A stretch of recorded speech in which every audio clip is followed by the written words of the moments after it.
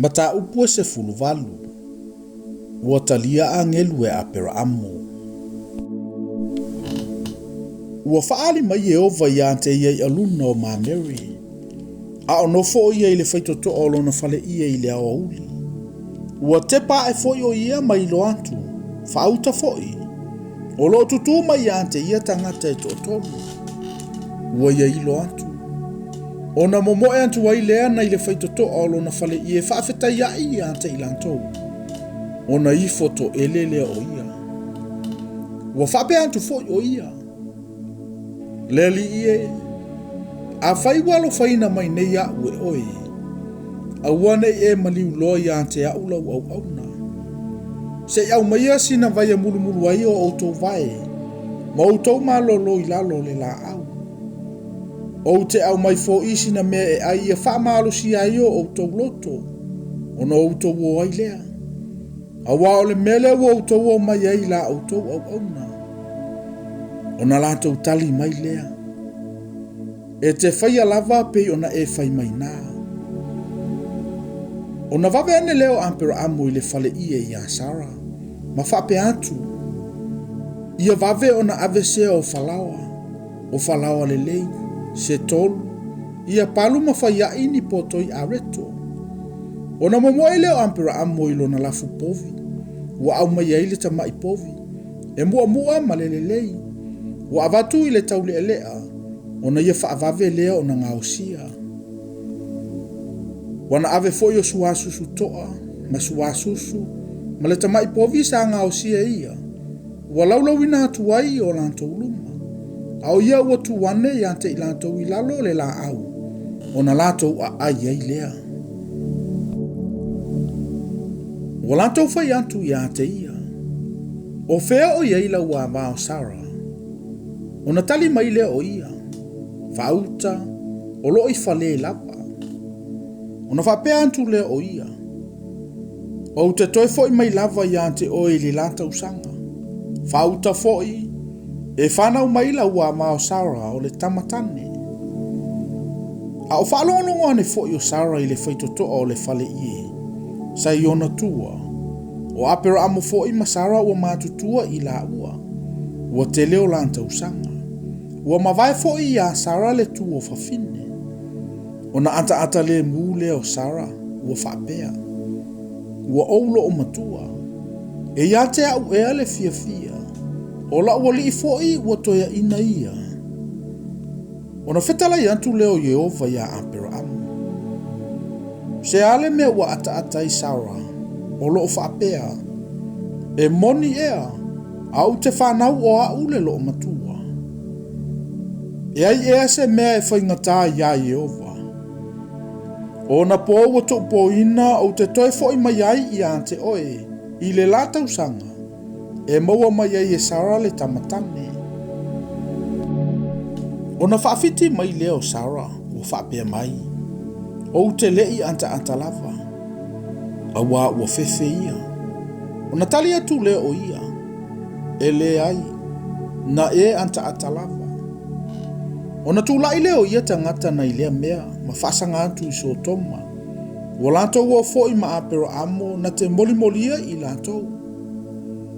Ona whetala iane leo o Yehova. O te nātia ea ia apero amo le mea a au whaia. A wā foi o apero amo le a whai o ia ma tupunga o le nutele ma le malosi. E manu ia foi ia te ia o nuu uma o le lalolangi. Awa ua o iloa o ia na te polo ai antu ia na whanau malona a inga pe a mawai antu o ia. Lantou te tausia le alau Yehova. Ilo lantou whai a mi o tonu ma wha masinonga. Ina ia whaataunu ina Yehova ia apera amo le mea na ia whetala ia tuai ia te ia. O na whaapele a Yehova. O le alanga mai sotoma ma komoro ua tele. Ma ua mantua tele lava lantou ua ngasala. O le mele o te alui foai. Ia iloa pa ua whaia lava e lantou e pei o le alanga ua o mai ai I ante au. A whai foi ua le ai. O te iloa lava. O na tu ua lea o lea mea e nei tangata. Ua atu I so toma. Au apero amo ua tupe o ia I lumo Yehova. Ona whaalatala tātu leo apero amo ua whape atu. E te whaumatia ea e ua mio tonu whaatasima e a mio leanga. Pe a whai o ile a aitanga te to lima ngā fulu o e a mio tonu. E te whaumatia ea ai le whaasau ina le nuu ona o le to lima ngā fulu o e a mio tonu o iai. Ia mamau lava I ante oe ona e whaia whape whasioti e a mio tonu whaatasima e a mio leanga. Ma ona whaangatusa e a mio tonu ma e a mio leanga. Ia mamau lava lea I ante oe. O lea na te whaamasino ina le lalolangi umu. E le whaia ea e ia le whaamasino ngā tonu. Ona whaapea mai lea o Yehova. A whai au te maua I so to mata ngā tā mio tonu e to lima ngā fulu I le a ai. Ona au whaasawa I leo le nu uma ono I lātou. Ona tali atu leo apera amo ua whape atu. Whaauta mai. O au nei o le fuefu ma le lefu.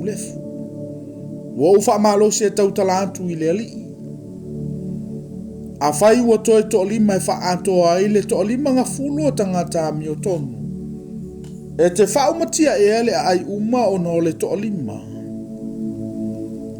Ona tali mai lea ia. A whai o te mawai se to a whanga fulu ma le to lima o te le whaumatia lava. Ona toi whai atu leo o ia I ante ia, ua whape atu. Pe a whai wa mawai le to a whanga fulu ea. Ona whetalai mai leo o ia. A whai o te mawai le to a whanga fulu o te le whai lava o no I lātou. Ona whai atu lea ia. A ua nei to a sā mai lea li. A se I o toi whai atu. A whai wa mawai se to a tolu ngā fulu ea. Ona whetalai mai lea o ia. A whai o te mawai se to a tolu ngā fulu o te le whai lava. Ona whai atu lea o ia. Whaauta mai. Wa o whaamalo se tau talatu I lea li. A whai a mawai se to a lua fulu ea.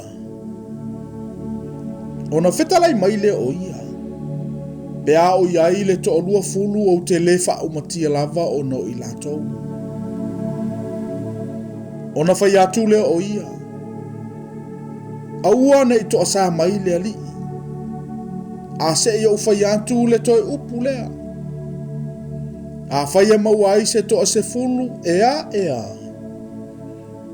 Ona tali mai lea ia. Pea o iai le to a se fulu o te le whaumatia lava o no I lātou. O nā fio leo Yehova ina ua whaaiua na whetalainga ia apera amo. O na toi fo I lea e apera amo I le mea e mawai.